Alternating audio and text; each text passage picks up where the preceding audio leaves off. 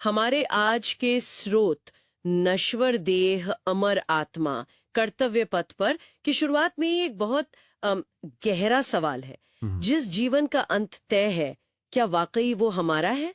ये सवाल ये हमें शरीर और आत्मा के रिश्ते पर सोचने को मजबूर करता है ना। और इसी पर आज हम थोड़ी गहराई से बात करेंगे। बिल्कुल। और ये जो स्रोत है, इसका मुख्य आधार असल में भगवत गीता का एक बहुत महत्वपूर्ण श्लोक है, अध्याय 2 श्लोक 18। हाँ, मैंने पढ़ा। वो श्लोक है, अंतवंत इमे देहा नित्यस्योक्ताः शरीरिण अनाशिनो प्रमेयस्य तस्माद्युध्यस्व भारत। यही है ना? जी हाँ, बिल्कुल यही। तो इसका मतलब क्या हुआ सरल शब्दों में? देखिए, इसका अर्थ काफी सीधा है कि ये जो शरीर है, ये देह है, ये अंतवंत है। मतलब इनका अंत होना है, ये नाशवान है। ठीक है, ये तो समझ आता है। लेकिन इनमें रहने वाली जो शरीरी है, यानी आत्मा, वो नित्य है, हमेशा रहने वाली, अच्छा, अविनाशी है, जिसका नाश नहीं हो सकता, और अपरिमेय है। अपरिमेय, इसका क्या मतलब हुआ? ठीक ठीक। तो अपरिमेय मतलब जिसे मापा ना जा सके, जो हमारी सामान्य बुद्धि या समझ के पैमाने से परे हो। ओह, तो मतलब आत्मा हमारी सोच और समझ की पहुंच से भी बहुत आगे है। बिल्कुल। और इसी ज्ञान के आधार पर श्लोक का अंत होता है, तस्माद युध्यस्व भारत। इसलिए हे भारत यानी अर्जुन, तुम युद्ध करो, अपने कर्तव्य का पालन करो। तो ये सीधे सीधे शरीर की अस्थायी प्रकृति और आत्मा की शाश्वता, उसके हमेशा रहने वाले स्वभाव में फर्क बता रहा है। एकदम सही। ये भेद समझना ही शायद पहला कदम है। अच्छा, इसी बात को और आसानी से समझाने के लिए स्रोत में एक कहानी भी दी गई है ना? एक संत और एक अमीर व्यापारी की। हाँ, वो कहानी बहुत अच्छी है। एक व्यापारी था जिसके पास धन दौलत तो बहुत थी, पर मन में शांति बिल्कुल नहीं थी। अजीब सी बेचैनी रहती थी उसे। हाँ, अक्सर होता है ऐसा। तो वो अपनी ये उलझन लेकर एक संत के पास गया।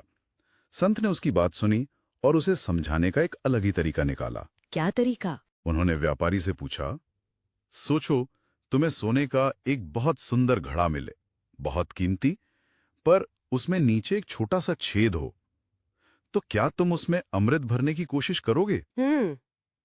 नहीं, बिल्कुल नहीं, वो तो बह जाएगा सारा। व्यापारी ने भी यही कहा कि महाराज, वो तो छेद से बह जाएगा, अमृत उसमें टिक ही नहीं सकता। हाँ, ये तो सामान्य सी बात है। बिल्कुल। पर संत ने इसी सामान्य बात से वो गहरी सच्चाई समझाई। उन्होंने कहा, तुम्हारा ये जो शरीर है ना, ये भी बिल्कुल उसी छेद वाले सोने के घड़े जैसा है। ओह, सुंदर है, कीमती लगता है, पर है तो नाशवान, क्षणभंगुर, एक ना एक दिन खाली हो जाना है। तो फिर तुम इसमें स्थायी सुख, स्थायी शांति रूपी अमृत भरने की कोशिश क्यों कर रहे हो? वाह, क्या उदाहरण है! ये तो सीधे दिल पे लगती है बात। हाँ, ये कहानी उस श्लोक के मर्म को, उसकी आत्मा को पकड़ती है कि नश्वर चीज में शाश्वत सुख ढूंढना वो व्यर्थ है। ये हमें सोचने पर मजबूर करता है कि हम रोजमर्रा की जिंदगी में कितनी बार यही गलती करते हैं, है ना? क्षणभंगुर चीजों से स्थायी खुशी की उम्मीद लगा लेते हैं। बिल्कुल। चाहे वो कोई चीज हो, कोई रिश्ता हो, या शारीरिक सुख ही क्यों न हो। और यहीं पर श्लोक का वो आखिरी हिस्सा काम आता है, तस्माद युध्यस्व भारत। हाँ, उस पर आते हैं।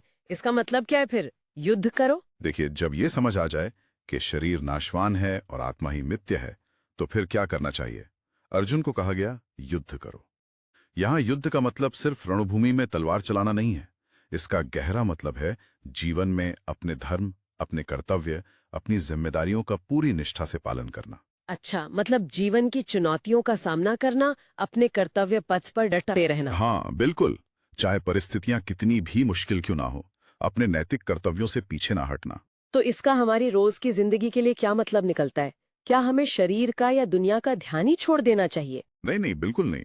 श्रोत का ये मतलब नहीं कि सब छोड़ छाड़ दो।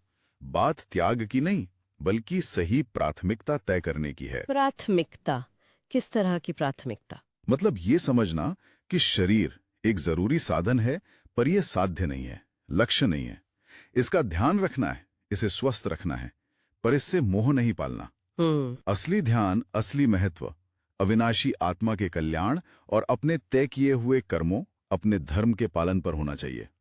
हमारे काम ऐसे हों जो आत्मा को ऊंचा उठाएं, ना कि उसे और बांधें। तो मतलब असली सफलता या सार्थकता कहें, वो क्षणभंगुर चीजों को पाने में नहीं, बल्कि अपने कर्तव्य को निभाने और आत्मा की शुद्धि में है। बिल्कुल सही।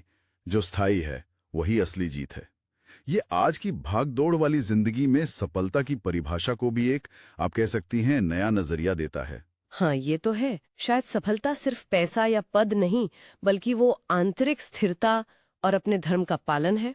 संक्षेप में कहें तो शरीर की नश्वरता और आत्मा की अमरता का ये जो ज्ञान है, ये हमें अपने जीवन का फोकस बदलने की प्रेरणा देता है। यह हमें क्षणिक चीजों के आकर्षण से हटाकर उन कामों की तरफ ले जाता है जिनका महत्व स्थायी है, जैसे सत्य, निष्ठा, सेवा और हाँ, आत्मज्ञान की खोज। यही है कर्तव्य पथ पर चलने का असली मतलब।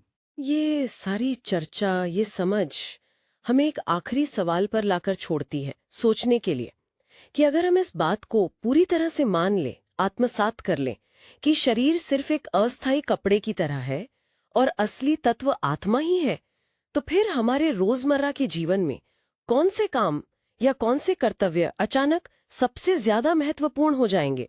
इस पर सोचना शायद हम सबके जीवन को एक नई दिशा दे सकता है।